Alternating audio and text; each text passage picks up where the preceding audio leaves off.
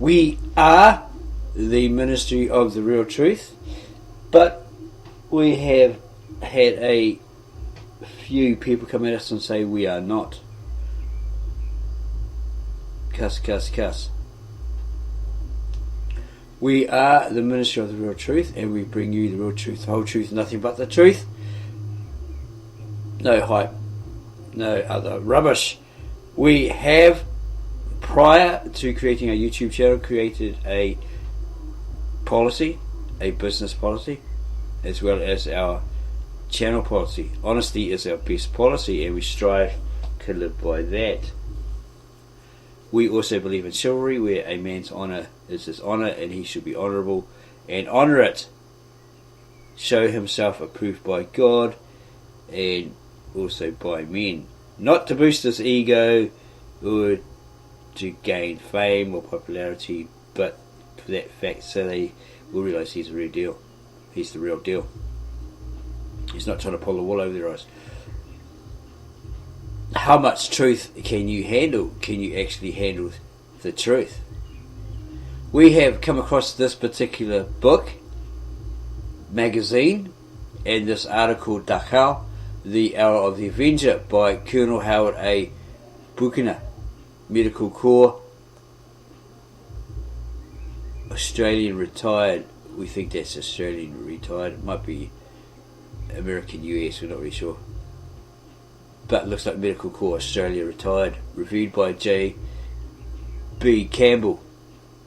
And it reads, the nature of the American government has become clear to those who have studied its conduct during and after its wars.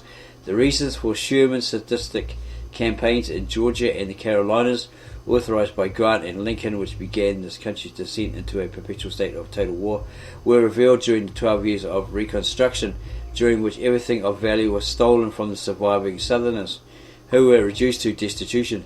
The reason for their seemingly inexplicable participation in World War I was revealed in the terms and execution of the Versailles Treaty, under which everything of value was stolen from the surviving Germans, who were reduced to starvation levels of existence. The reason for the participation, or the US participation in World War II, was revealed by the fact that they bombed millions of German civilians to death and slaughtered more millions of them after the war, i.e. Dresden, etc., than during the war. It was like a retribution, a payback. In addition, there has never been a peace treaty with Germany in all these years. It is clear that the objective of the US government is the liquidation or subjugation of the best of the white race. Okay, this is a pro-white magazine, and we're not pro-white. Each to his own. Our young people participate in periodic orgies of death and destruction, the gruesome details of which are suppressed by journalists in league with the government. Without exception, the Washington government is always the aggressor. It is always the warlords behind our government who cause the wars to happen, who prolong the killing beyond comprehension, and who profit from the spending of our taxes on the most terrible weapons of mass murder. These warlords are Jews and or Freemasons such as Rothschild, Benjamin Baruch, Eisenhower, Rockefeller, Churchill, Roosevelt, Warburg, Truman, Stalin, Marshall, Harriman, Kissinger, Nixon, Bush, etc. Their wars are designed to kill as many non-Jewish people as possible. 600,000 in Lincoln's war, 10 million in Wilson's war, 45 to 60 million in Roosevelt's war. The ones who fought and died in their wars were better genetic material than the ones who were kept out for physical reasons, which seems to have been the whole point. Observe England, which has 450,000 casualties just in the battle, or had 450,000 casualties just in the Battle of the Somme. You can't kill and maim the best of our young men in these horrible numbers and expect life to go on as usual. Of course, the warlords didn't expect that it would. There is something flawed in the American mentality which permits our young men, and now our young woman, or their young men, their young woman, decade after decade to drop megatons of high explosives on other people who have not threatened them in the slightest. This must include the Japanese, who were in December 1941 our number one trading partner. The US is number one trading partner.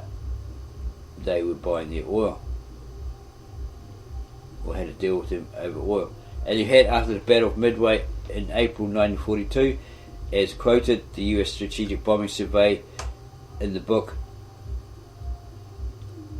1989 book, The New American Man, tried in vain to surrender to us right up until we dropped 2 atom bombs on him.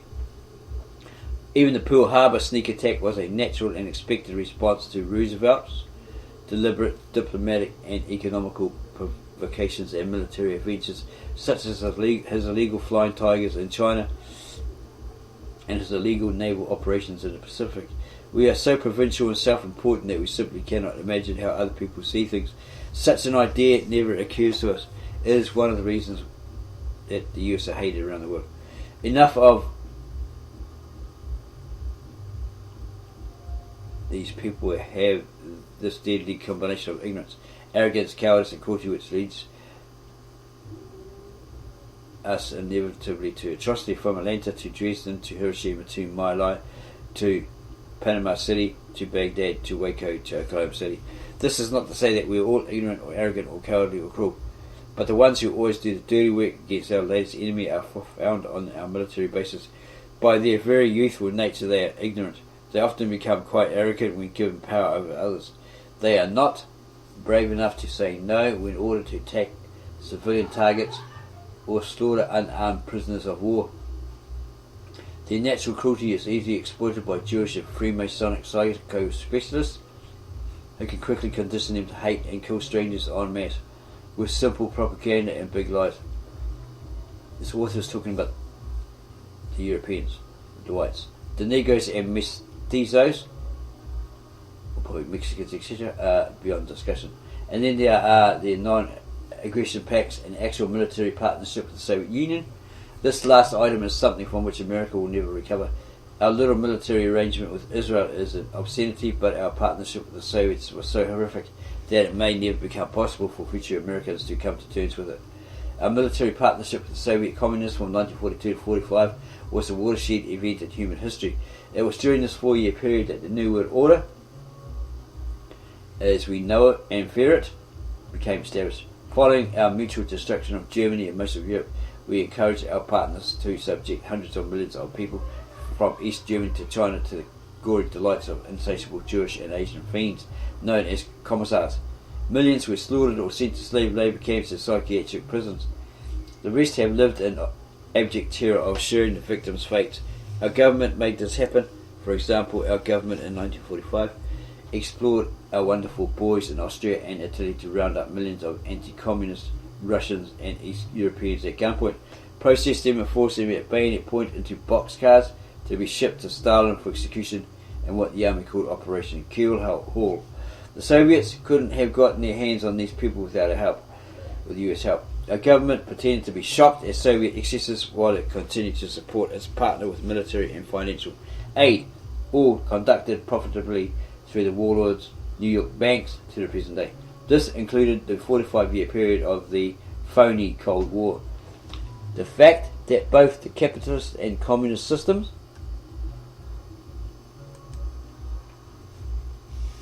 are controlled by Jews and Freemasons is known or suspected by many of our people. Many of those who know feel that it would be impolite to mention this fact. They have been conditioned to feel that this way. It is incumbent on those of us who know this fact to recondition them to speak freely. It is incumbent on all of us to make the Jews and Freemasons feel uncomfortable in their knowledge of the activities. The Freemasons keep very quiet, but as you know, the Jews are very loud. The reason that these cowardly people are so loud is because they have an excuse. The excuse is the Holocaust. Maybe he's talking about the Zionist movement there. The high death rate in Germany toward the end of the war was a result of our wonderful boys in their fighter planes flying around the world, blasting things on the ground to smithereens. Anything that moved was destroyed. Chuck Yeager brags that he strafed farmers on their tractors. Trains were favourite targets. They loved to hit the steam engines and watch them explode. Trucks carrying food, well, forget them. All of Germany was starving, and those in the camps starved right along with it.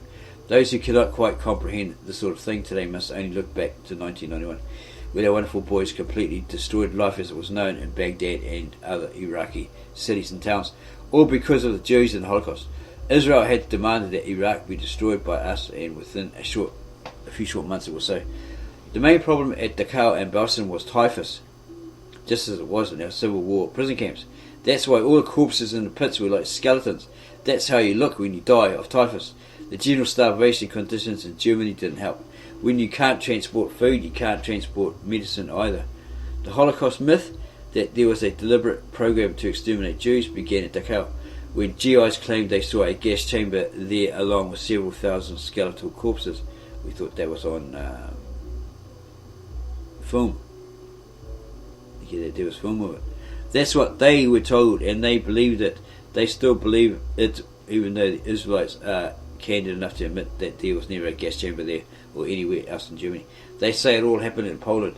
Thanks to the historical revisionists, we know that the only gas chambers which existed anywhere were little ones used to disinfect clothing in an attempt to prevent typhus, which is spread by body lice. Of course, this irritates the Jews and takes away their power over us. They have, we say the Zionist Jews, they have derived an unnatural power since 1945, one that has tended to put them above the law by the exaggerated victimhood in the Holocaust. Victimhood is a tricky thing. What if it turns out that we've been thinking of the wrong people as victims all these years? A few years ago, a Canadian author, James Becker, discovered by going through the US Army archives in Washington that a wonderful boys had slaughtered 1 million helpless German prisoners of war in the first 9 months and after war's end. Okay, so it was done by starvation and exposure because of Eisenhower's order that the men be kept in open fields with no shelter on a starvation caloric intake, supplemented by bugs and grass. Starvation is the Jews' favourite method of extermination. It is a ghastly, prolonged death, and it doesn't cost anything. Bach's book was Other Losses, which referred to the Army's deceptive heading for its category of deliberate murder on the death list in the POW camps. It was reported in 1995 that Bach had a new book, Crimes and Mercies, unavailable at present in the US and Canada, which describes how our wonderful boys of the Allies killed 9 million Germans, mostly civilians, between 1946 and 1950. This was all in accord with American Jewish doctrine, as enunciated by Theodor Kaufmann in his 1941 book, Germany Must Perish, required reading by FDR or for ETO soldiers. Felix Frankfurter's American Jewish Committee and Treasury Secretary Henry Morgenthau Plan, which was executed by Ike Eisenhower, who was dubbed for some reason in his West Point yearbook as the terrible Swedish Jew. So we looked online to find out if there was any details on this, and we came across this: Allied war crimes during World War II. During World War II, the Allies committed legally proven war crimes and violations of the laws of war against either civilians or military personnel of the Axis powers. At the end of World War II, many trials of Axis war criminals took place, most famously the Nuremberg trials and Tokyo trials. In Europe, these tribunals were set up under the authority of the London Charter, which only considered allegations of war crimes committed by people who acted in the interests of the Axis powers. Here's the London Charter. What was that about? Charter of the International Military Tribunal, annexed to the agreement for the prosecution and punishment of the major war criminals of the European Axis, was the decree issued by the European Advisory Commission. And the Axis powers obviously were the Germans. Axis powers, originally called the Rome-Berlin Axis, was a military coalition that initiated World War II and fought against the Allies. Its principal members were Nazi Germany, the Kingdom of Italy, and the Empire of Japan, and maybe Romania. Some war crimes involving Allied personnel were investigated by the Allied powers and led in some instances to court-martial. Some incidents alleged by historians to have been war crimes under the law of war in operation at the time were, for a variety of reasons, not investigated by the Allied powers during the war, or were investigated but not prosecuted.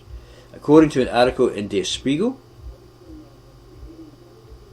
is a German weekly news magazine published in Hamburg with a weekly circulation of about 724,000 copies in 2022. It was the largest such publication. It is the largest such publication in Europe. It was founded in 1947 by John Seymour Challoner, a Brit, right? Is that Der Spiegel? Does that mean the speech? I'm not really sure that we.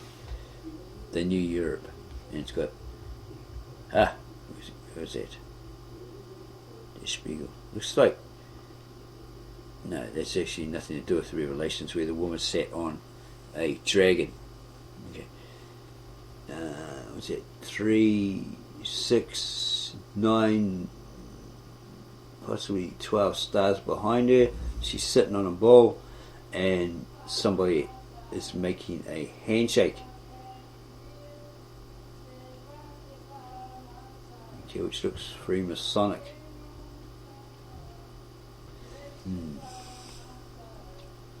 Yeah, according to an article in Der Spiegel by Klaus Wegerefe, many personal memoirs of Allied soldiers have been willfully ignored by historians because they were at odds with the greatest generation. And who were they?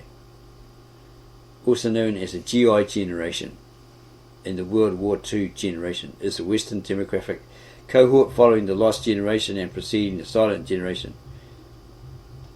This generation is generally defined as people born from 1901 to another certain date.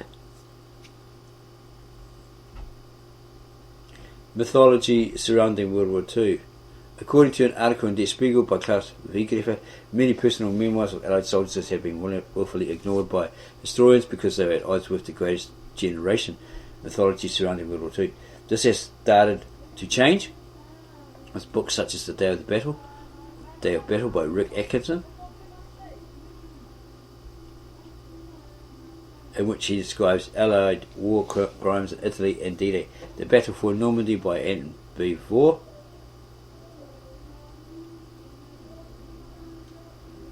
Beaversland's work suggests that Allied war crimes in Normandy were much more extensive than was previously realised. Policy. The Allies claimed that their militaries were directed to observe the Hague Conventions. Conventions of 1899 and 1907 are a series of international treaties and declarations negotiated at two international peace conferences at The Hague in the Netherlands, along with the Geneva Convention and so forth.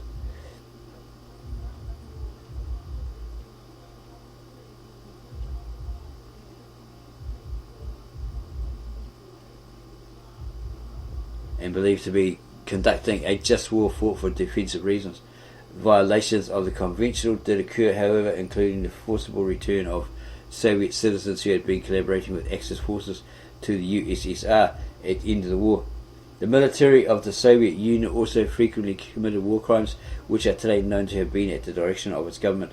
These crimes included waging wars of aggression and mass killings of prisoners of war, and repressing the population of conquered countries. Anthony Beevor describes the Soviet rape of German women during the occupation of Germany as the greatest phenomenon of mass rape in history. It is estimated that at least 1.4 million women were raped in East Prussia, Pomerania, and Silesia alone. He asserts that Soviet women and girls liberated from slave labour in Germany were also violated. Individual commentators such as the German historian and left-wing anti-war activist Jörg Friedrich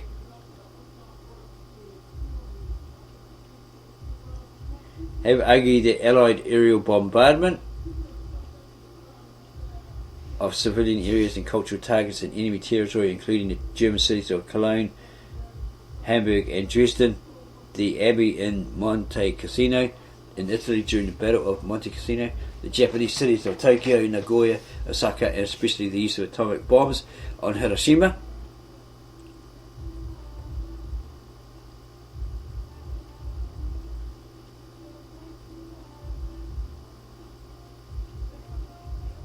Nagasaki, which resulted in the total destruction of cities and the deaths of hundreds of thousands of civilians, should be considered war crimes. However, other observers point out that no positive or specific international law with respect to aerial warfare existed prior to and during World War II, and that no Japanese and German officers were prosecuted at the post-World War II Allied war crimes trial.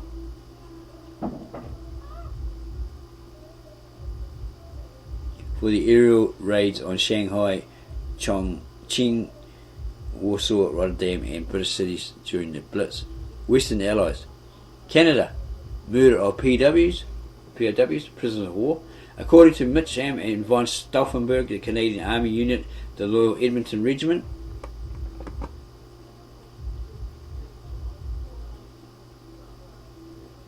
murdered German prisoners of war during the invasion of Sicily.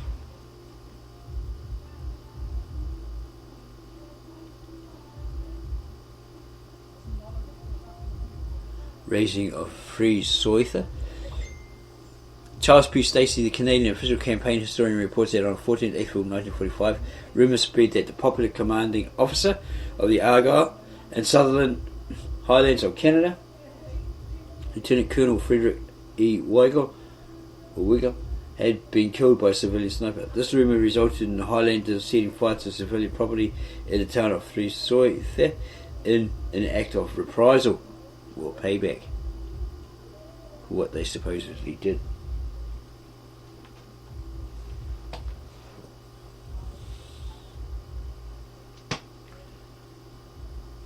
Stacey later wrote that the Canadian troops first removed German civilians from the property before setting the houses on fire.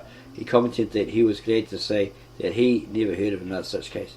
It was later found that German soldiers had killed the Argyll's commander.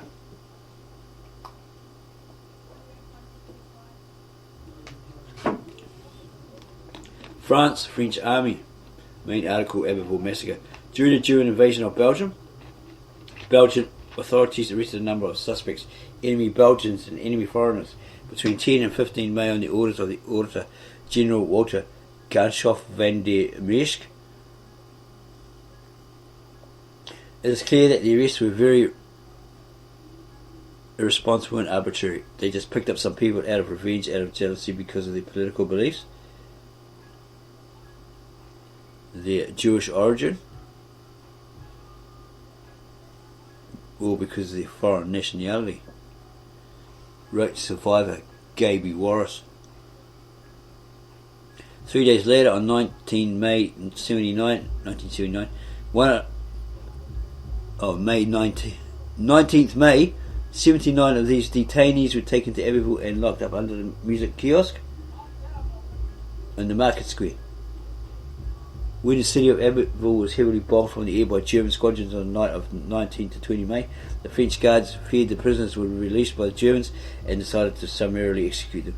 21 prisoners were taken from the kiosk, placed against the wall and shot without trial on the orders of the French Capitaine Marcel Dingillon, who was Abbeville's deputy commander. Of the dead, only 4 were found to have actually worked for the Germans. Dingillon killed himself several months later after France surrendered. In January 1942, 2 French soldiers who participated in the massacres, Lieutenant René Garon and Sergeant Emile Mollet, were tried by German court-martial in wartime Paris. They were sentenced to death and executed by firing squad on 7 April 1942 at Mont Valérien. Marquis.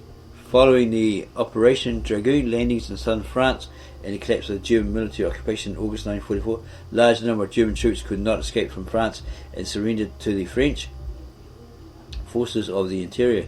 The resistance executed a few of the Wehrmacht and most of the Gestapo and SS prisoners.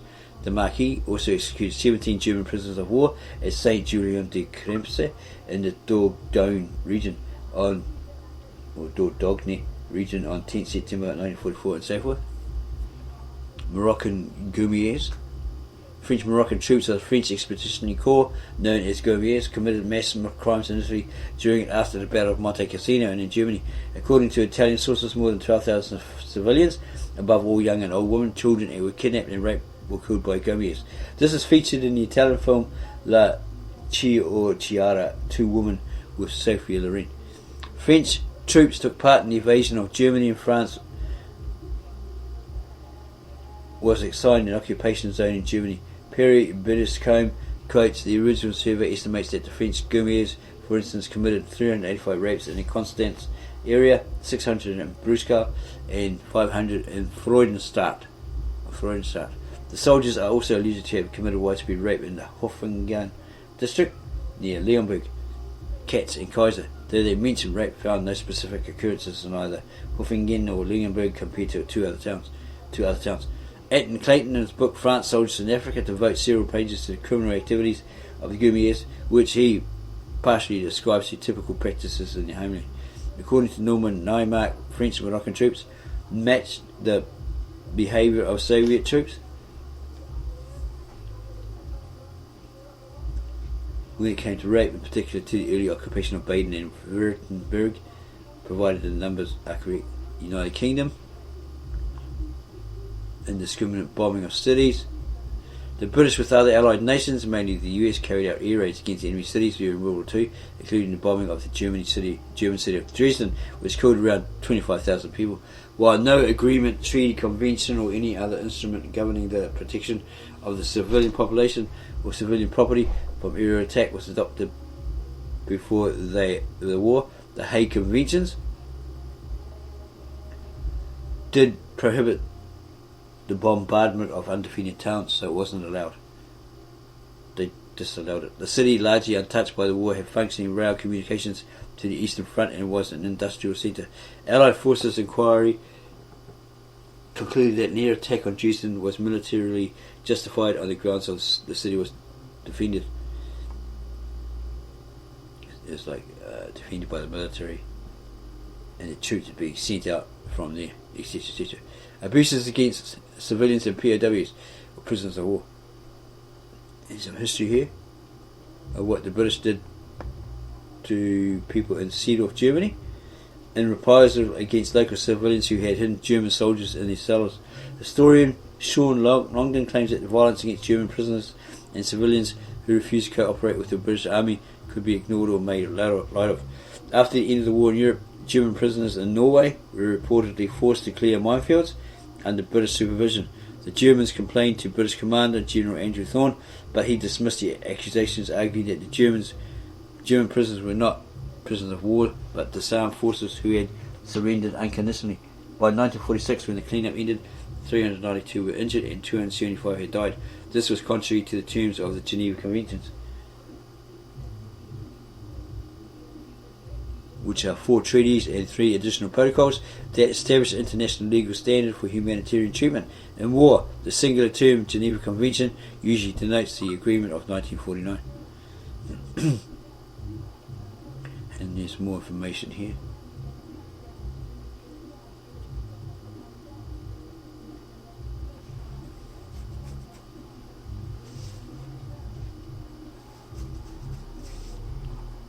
And it continues.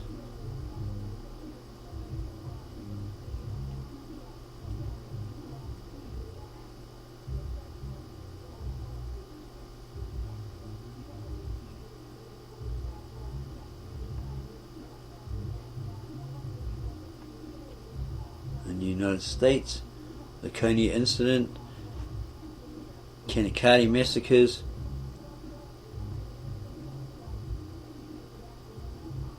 Biscardi massacre, and so forth. And it continues. And you've got the Soviet Union and their crimes.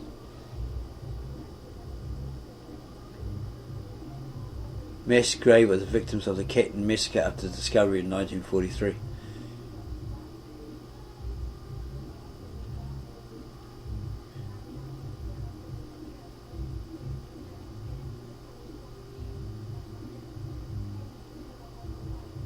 It states Soviet war correspondent Natalia Gess observed the Red Army in 1945. The Russian soldiers were raping every German female from 8 to 80. That's really, really sick. It was an army of rapists. Polish women as well as Russian, Belarusian and Ukrainian slave labourers were also mass raped by the Red Army. Soviet war correspondent Vasily Grossman described liberated Soviet girls quite often complained that our soldiers raped them. Soviet Premier Joseph Stalin refused to punish the offenders. You probably like that sort of thing. The Jingin massacre of 1945 by the Red Army, a war crime by the Red Army. Okay, they raped and massacred over half a group of 1,800 Japanese women and children who had taken refuge in the lamasery, a monastery. Okay. Workplace of monks and nuns during the Soviet invasion of Manchuria. And in Yugoslavia, what went on there? Asia and the Pacific War, Australia, China, what happened there?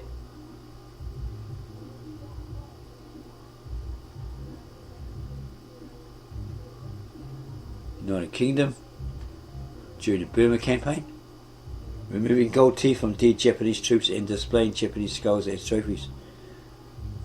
During the Allied occupation of Japan, Australian, British, Indian and New Zealand troops in Japan as part of the British Commonwealth Occupational Force, BCOF, committed 62 recorded rapes. The commander of the BCOF's official report stated that members of the BCOF were convicted of committing 57 in the period May 1946 to December 1947, and a further 23 between January 1948 and September 1951, and so forth. The penalties given to members of the BCOF convicted of serious crimes were not severe. However, and those imposed on Australians were often mitigated or quashed. Is that like squashed? Suppressed? Make it null or invalid by Australian courts. United States is fired on survivors for a lifeboat. Mutilation of Japanese war dead. The phenomenon of trophy taking, especially by American personnel, occurred on a scale large enough to concern the Allied military authorities throughout the conflict and was widely reported and commented on in the American and Japanese wartime press, with magazines and journals reporting widespread cases. Franklin Roosevelt himself was reported given a gift of a letter open made of a Japanese soldier's arm by US Representative Francis E. Walter in 1944, which Roosevelt later ordered to be returned, calling for its proper burial. The news was also widely reported to the Japanese public, where the Americans were portrayed as a deranged, primitive, racist, and inhuman.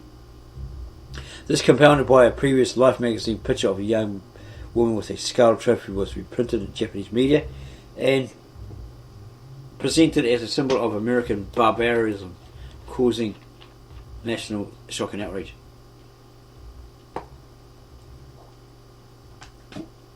They were collecting Japanese body parts. Clearly, the collection of body parts on a scale large enough to concern the military authorities had started as soon as the first living or dead Japanese bodies were encountered.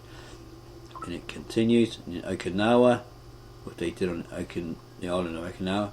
Post-war, comparative death rates of POWs, killed by Allied powers, killed by Axis powers.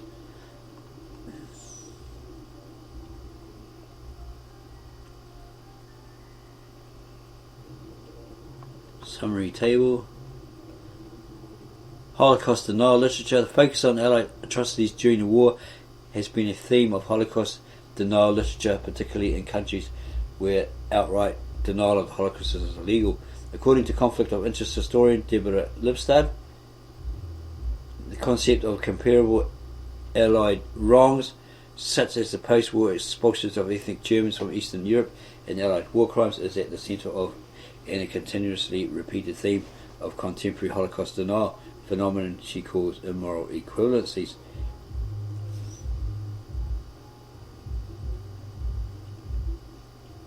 And there's more here. Notes and references, citations. So going back to the Liberty Bell.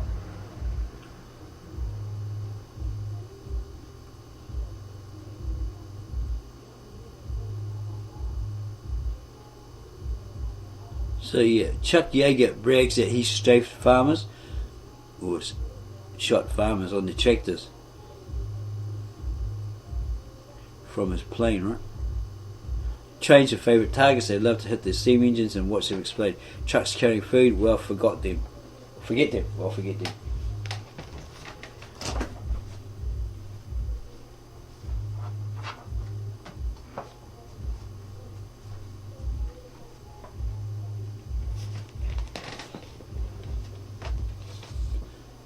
Chuck Yeager brags that he strafed farmers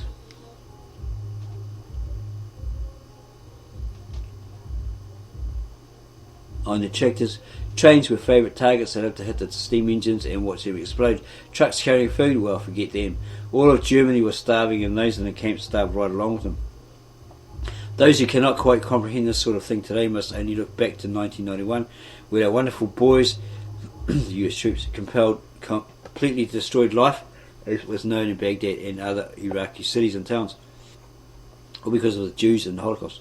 Israel had demanded that Iraq be destroyed by us, by the US, and within a few short months it was so. The main problem at Dachau and Boston was typhus, just as it was in our Civil War prison camps. That's why all the corpses in the pits were like skeletons when you see those videos, those photos. That's how you look when you die of typhus. That's what we thought. They died of typhus and starvation.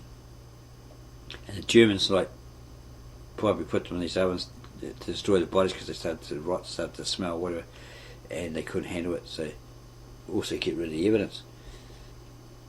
The general starvation conditions in Germany didn't help. When you can't transport food, you can't transport medicine either.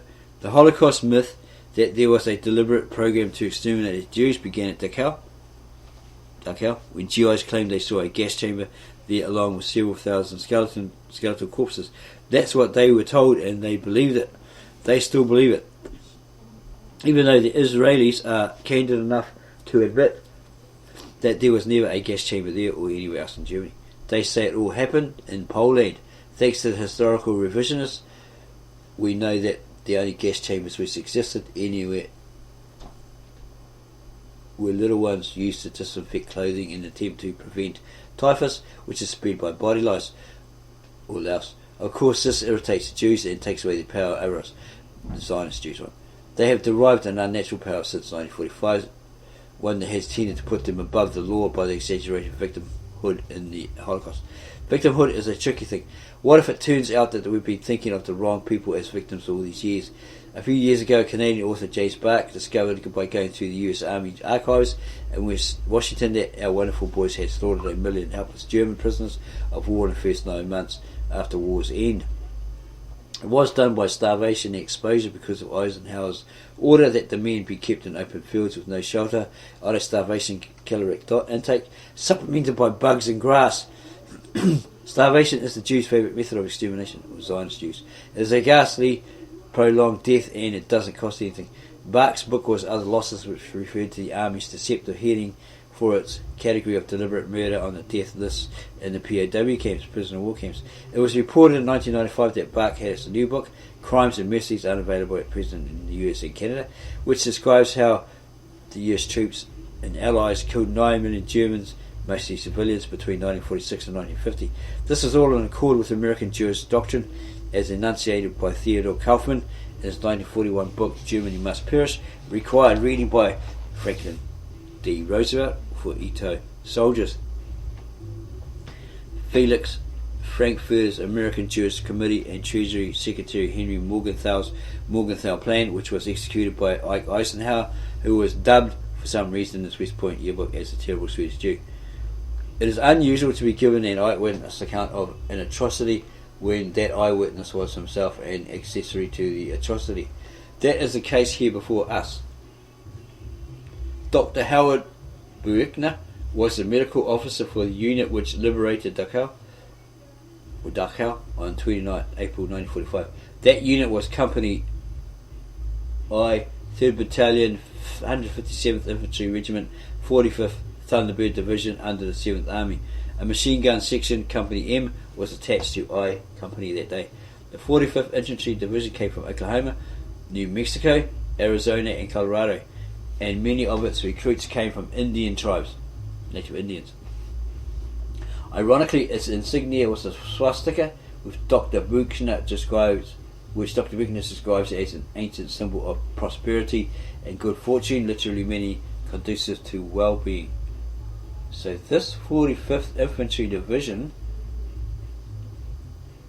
had that insignia, the swastika, the Nazi symbol. The Indians used the swastika to represent a thunderbird. Naturally, this was replaced by 1943 with a golden thunderbird on a red background. The commander of the 3rd Battalion was Lieutenant Colonel Felix L. Sparks. He answered to Colonel Walter P. O'Brien, commander of the 157th Infantry Regiment, and to Major General Robert T. Frederick, commander of the 45th Infantry Division. The Avenger of the title was Lieutenant Jack Bushyhead. A strange name, Bushyhead, an Oklahoma Indian. Oh, okay, that's why. We'll get to him later. The situation on this day was this. Dachau camp held approximately 32,000 prisoners. Criminals, homosexuals, deserters, anti-Nazis, Freemasons, and 2,539 Jews. The normal force of 1473 SS Guards had left earlier and were replaced by 560 men, 200 of them from the Waffen-SS division Viking, who were in Dachau resting from their fighting the Red Army on the Eastern Front. The rest were the Edelweiss insignia of the elite Alpine Army troops. Most were dressed in Obersturmführer. First Lieutenant Heinrich Skodetsky had negotiated a surrender to the Americans that morning with the help of a Swiss Red Cross official. That Skodetsky sounds Jewish or Russian, maybe Polish or something, not really sure. Sparks ordered from Frederick were to post an airtight guard around the camp and not let anyone enter or leave. At 11 o'clock in the morning, 11 a.m., despite the surrender terms, the Americans entered the camp and began shooting the German soldiers who thought they were surrendering. 122 were killed immediately. Inmates were released by the Americans and armed with 45 pistols and German rifles. The inmates killed 40 more. 358 German soldiers were taken prisoner. At 12:05 p.m, an officer directed a machine gunner to shoot into the prisoners. 12 more were killed. The rest, 346, remained alive for the time being. At about 12:30, a brigadier general from the 42nd Infantry Division, heading Linden, drove up to the gate with the famous Life magazine reporter Margarita Higgins. Linden said that she wished to interview the inmates. Sparks refused. Linden naturally became angry and ordered Sparks to let him enter. Lieutenant Colonel Sparks pulled his pistol and ordered Brigadier General Linden to leave. Linden noticed a mortally wounded SS man and directed a medic to give him first aid. The medic was a Jew and he refused. Other soldiers joined Sparks in aiming their weapons at General Linden, and he had no choice but to leave. In such a homicidal atmosphere, they could easily have gotten away with killing him and Higgins by blaming it on the Germans. Sparks then left to confer with O'Brien and Frederick at regimental headquarters. At 2:30, Sparks returned to the camp. At 2:45, Lieutenant Bushyhead ordered the prisoners to line up against a long brick wall next to the hospital. They were then machine gunned by a handful of Americans who employed 2 Browning machine guns and a Browning automatic rifle. Bushyhead allowed 4 inmates in strike clothing to use the .45 pistols, shovels and other weapons on any wounded Germans. 30 more were killed in what the army called combat within the camp. 10 more had escaped temporarily but were captured and turned over to the inmates, who were allowed to kill them in some cases by tearing them to pieces.